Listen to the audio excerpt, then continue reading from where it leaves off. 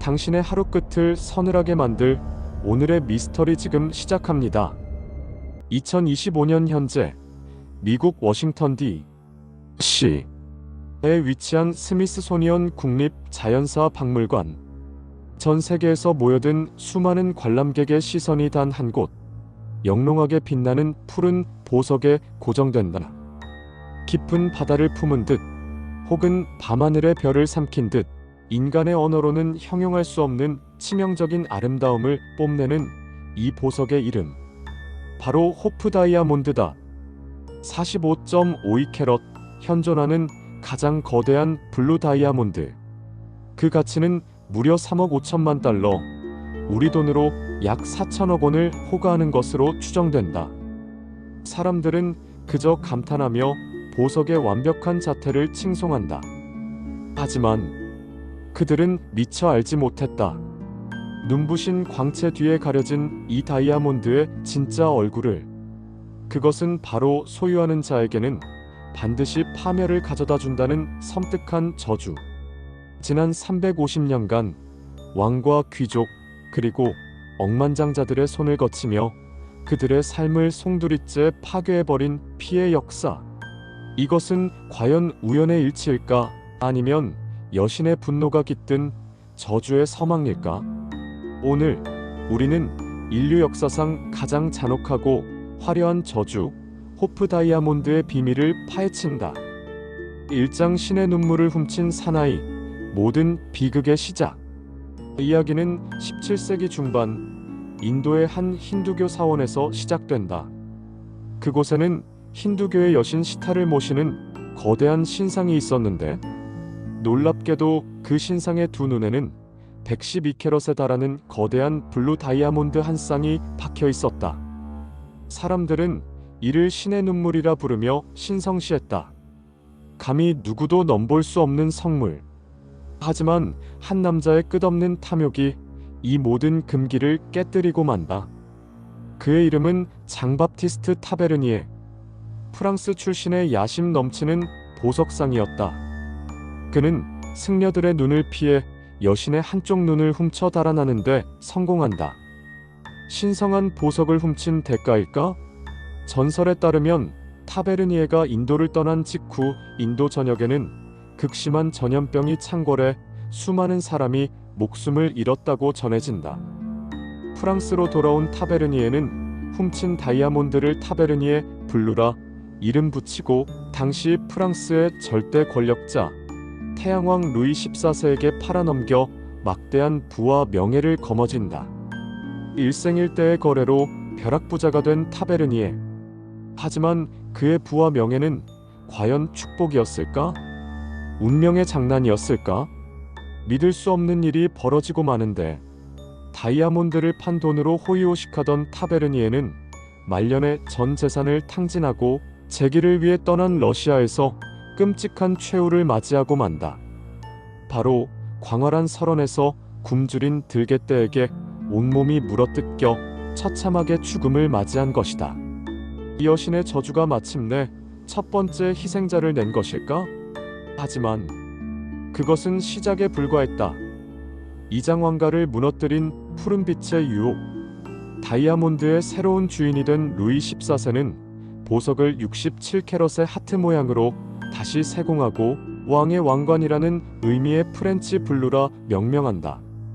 그는 공식적인 석상마다 이 다이아몬드를 착용하며 자신의 절대 권력을 과시했다. 하지만 저주의 마수는 서서히 프랑스 왕실의 숨통을 조여오고 있었다. 그가 아꼈던 자식과 손주들이 연이어 천연두와 홍역 등 의문의 질병으로 요절하기 시작한 것이다. 심지어 루이 14세 본인 역시 끔찍한 고통을 동반하는 천연두에 걸려 비참하게 생을 마감하고 만다. 불행의 씨앗은 다음 세대로 이어졌다. 다이아몬드는 루이 16세와 그의 아내 마리 앙투아네트에게 전해진다. 빵이 없으면 케이크를 먹으면 되지라는 말로 유명한 사치와 허영의 대명사였던 마리 앙투아네트는 이 푸른 다이아몬드에 완전히 매료되었다. 하지만 1789년 굶주린 민중의 분노가 마침내 폭발했다. 프랑스 대혁명의 불길이 모든 것을 삼켜버렸고 왕과 왕비는 결국 성난 군중의 손에 이끌려 차가운 단두대의 이슬로 사라지고 만다. 놀라운 사실은 당시 다이아몬드를 잠시 빌려 착용했던 랑발 공주 역시 군중에게 끔찍하게 살해당했다는 것.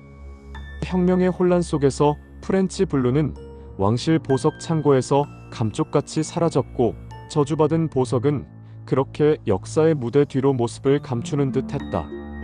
삼장 희망이라는 이름의 절망, 꼬리를 무는 죽음의 행렬. 수십 년의 세월이 흐른 1839년 영국 런던. 한 경매장에 도난당했던 프렌치 블루와 놀랍도록 닮은 다이아몬드가 나타난다. 누군가가 프랑스 왕실의 보석을 몰래 다시 세공하여 내놓은 것이었다.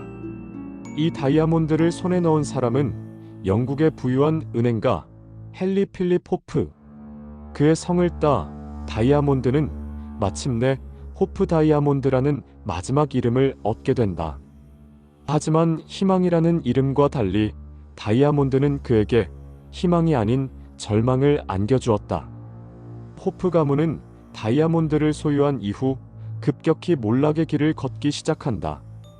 막대한 부를 자랑하던 가문은 원인 모를 투자 실패로 파산에 이르렀고 후손들은 남은 유산을 둘러싼 지저분한 법정 다툼에 휘말려 풍비박산 나고 만다. 이후 다이아몬드는 여러 사람의 손을 거쳐가며 그 저주의 명성을 더욱 확고히 했다. 프랑스의 보석상 자크 콜로는 다이아몬드를 얻은 뒤 원인 모를 정신 이상 증세를 보이다가 결국 스스로 목숨을 끊었고 러시아의 이반 카니토프스키 왕자는 애인에게 이 다이아몬드를 선물했다가 그녀를 직접 총으로 쏴 죽이고 자신 또한 혁명군에게 살해당하는 비극을 맞는다. 심지어 그리스의 보석상 시몬은 다이아몬드를 판 직후 아내와 자식과 함께 차를 타고 가던 중 절벽에서 떨어져 일가족이 몰사하고 말았다. 꼬리에 꼬리를 무는 죽음의 행진. 소유주는 물론 잠시 스쳐 지나간 인물들까지 끔찍한 불행에 휘말리는 기이한 일들의 연속. 세상은 마침내 이 다이아몬드를 저주받은 보석이라 부르며 두려워하기 시작했다. 사장 저주를 비웃은 여인, 그 비극적인 최후. 1911년 저주 따위는 미신일 뿐이라며 호프 다이아몬드를 사들인 용감한 여인이 나타난다. 그녀의 이름은 이블린 월시 맥린. 미국의 유명한 광산 재벌의 상속녀이자 워싱턴 포스트지의 소유주, 그야말로 모든 것을 다 가진 사교계의 여왕이었다. 그녀는 불행을 가져다주는 물건은 오히려 내게 행운을 가져다줄 것이라며 호언장담했다. 그녀는 저주의 소문을 비웃기라도 하듯 온갖 파티마다 다이아몬드를 착용하고 심지어 자신의 애완견목에 걸어주며 저주를 조롱했다. 과연 그녀는 저주를 이겨낼 수 있었을까? 안타깝게도 저주는 그 누구보다 잔혹하게 그녀의 삶을 핥히고 지나갔다. 다이아몬드를 산 직후 그녀의 9살 난 아들이 백악관 앞에서 뺑소니 교통사고로 허망하게 세상을 떠났다. 아들을 잃은 충격에 남편 네드는 알코올 중독에 빠져 결국 정신병원에서 비참한 죽음을 맞이했고 그녀가 운영하던 워싱턴 포스트는 파산하고 만다. 설상가상으로 하나뿐인 딸마저 약물 과다 복용으로 스스로 목숨을 끊는 비극이 이어진다. 가족과 재산, 모든 것을 잃은 이블린. 그녀는 죽는 날까지 호프 다이아몬드를 팔지 못하고 불행과 고독 속에서 생을 마감했다. 그녀가 남긴 마지막 유언은 이 다이아몬드를 절대 내 자식들에게 물려주지 말라는 처절한 절규였다. 이블린 사후 그녀의 남은 재산을 정리하던 유명 보석상 해리 윈스턴이 호프 다이아몬드를 사들인다. 그는 이 끔찍한 저주의 고리를 끊어내기 위해 놀라운 결정을 내린다.